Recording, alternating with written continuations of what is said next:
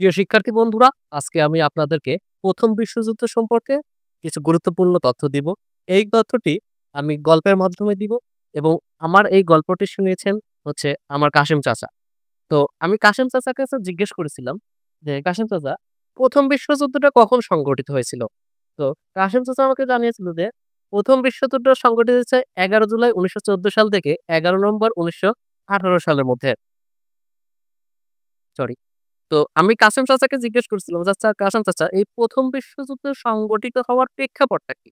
তো কাসেম চাচা আমাকে কয়েকটি প্রেক্ষাপট বর্ণনা করে। তো কাসেম চাচা আমাকে বললেন যে, বিসমার্কের প্রভাব। তো বিসমার্কের প্রভাব হচ্ছে ১৮৭১ সালে অটো ফন বিসমার্ক জার্মানির চ্যান্সেলর হিসেবে যোগদান করে এবং চ্যান্সেলর হিসেবে যোগদান করার পরেই তিনি মিত্রতার নতুন কূটনীতি গ্রহণ করার মাধ্যমে ২০ বছরের মধ্যে জার্মানির অর্থনীতিকে এবং সামরিকভাবে শক্তিশালী করে তোলে। এবং তিনি একটি নীতি গ্রহণ করেন। সেই নীতির তিনি প্রবক্তা, policy of blood and iron.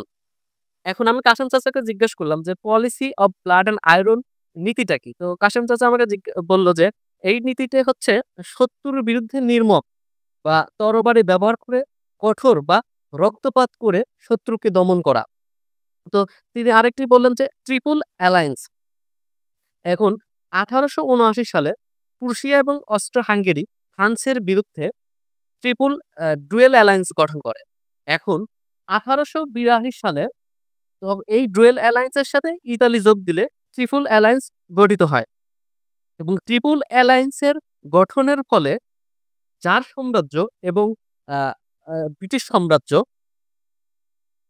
Jar সাম্রাজ্য এবং ব্রিটিশ সাম্রাজ্যের সাথে ১৯০৭ সালে ফ্রান্স যুক্ত হয়ে গঠন করে ট্রিপল আentente বা মৈত্রী আতা। এখন ব্ল্যাক হ্যান্ড গঠন। তো আমি এখন কাশেম চাচাকে বললাম যে, "আচ্ছা কাশেম চাচা, এই ব্ল্যাক হ্যান্ড গঠনটা কি?" তো এখন কাশেম চাচা বলল যে, "অস্ট্রো-হাঙ্গেরি যখন বসনিয়ার আ দখল করে, তখন আ দখল করার চেষ্টা করে, তখন হচ্ছে সার্বিয়া আর ওই অস্ট্রো-হাঙ্গেরির সাথে একটা বিরোধের সৃষ্টি হয়। তখন সার্বিয়ার জাতীয়তাবাদীরা যে ব্ল্যাক হ্যান্ড এই ব্ল্যাক হ্যান্ড নামে একটি গুপ্ত বাহিনী গঠন করে এবং খনিজ সমৃদ্ধ বলকান অঞ্চল খনিজ সমৃদ্ধ বলকান অঞ্চল ছিল হচ্ছে ক্ষুদ্র রাষ্ট্র এবং ক্ষুদ্র রাষ্ট্র বলতে বোঝায় হচ্ছে যে সামরিক আ শক্তিবিহীন রাষ্ট্রগুলোকে বলা হয় ক্ষুদ্র রাষ্ট্র এবং এইসব প্রেক্ষাপটের কারণেই ১ম বিশ্বযুদ্ধটা সংগঠিত হয়েছিল। এবং প্রেক্ষাপট আলোচনার পরে আমি আ আহ কাশেম চাচাকে জিজ্ঞেস করলাম যে, "চাচা, তাহলে তো প্রেক্ষাপটটা আমরা বেশ জানলাম। এখন আমরা হচ্ছে এই যে ১ম বিশ্বযুদ্ধ যে সংগঠিত এর কারণটা কি?"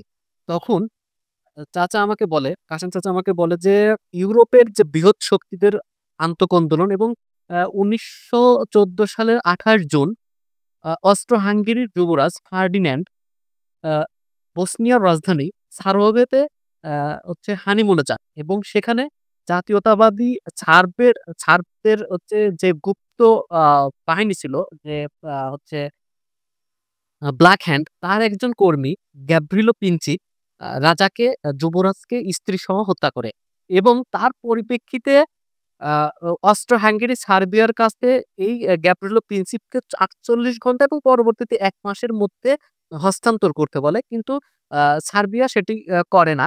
আ তারা হস্তান্তর করে না এবং এর পরিপ্রেক্ষিতে ২৮ আ জুলাই ১৯১৪ সালে অস্ট্রো-হাঙ্গেরি আ সার্বিয়ার বিরুদ্ধে যুদ্ধের ঘোষণা দেয় এবং এই এ এই এভাবে এখান থেকেই ১ম বিশ্বযুদ্ধের সূত্রপাত হয়। এবং আমি কাশেম চাচাকে জিজ্ঞেস করলাম যে, "চাচা, যেহেতু এটা হচ্ছে মা আ যুদ্ধ, তাহলে তো এখানে ২ টি পক্ষ থাকবে। তো এখানে কে কোন পক্ষে ছিল?" তখন চাচা আমাকে বলল যে, একটি ছিল হচ্ছে সেন্ট্রাল পাওয়ার বা কেন্দ্রীয় শক্তি, আ আরেকটি ছিল হচ্ছে অ্যালাইড পাওয়ার বা মিত্র শক্তি। তো এখন সেন্ট্রাল পাওয়ারটা ১৯১৪ সালে আ যখন যুদ্ধকালীন সময়ে মিত্র যে জোট ছিল সেইভাবেই আ আ আ গঠিত হয়েছিল। সেই সেন্ট্রাল পাওয়ারে ছিল হচ্ছে অস্ট্রো-হাঙ্গেরি সাম্রাজ্য। আ তারপর ছিল হচ্ছে প্রুশিয়া সাম্রাজ্য বা এখন যেটা জার্মানি বলা হয় সেটা এবং ছিল অটোমান সাম্রাজ্য বর্তমান যে তুরস্ক এবং বুলগেরিয়া এবং ইতালি যে মৈত্রী জোটে ছিল। তো ১৯১৫ সালে সেটা হচ্ছে আবার হচ্ছে মিত্র শক্তিতে চলে যায়।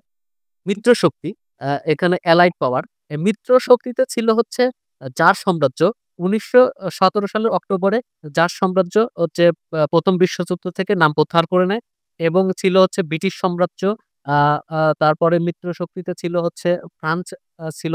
আ মিত্রশক্তিতে 1915 সালে ইতালি যোগ দেয় হচ্ছে মৈত্রী যে জোট থেকে এসে, এবং মিত্রশক্তিতে ছিল জাপান, এবং ১৯১৭ সালে মিত্রশক্তিতে যোগ দেয় হচ্ছে যুক্তরাষ্ট্র।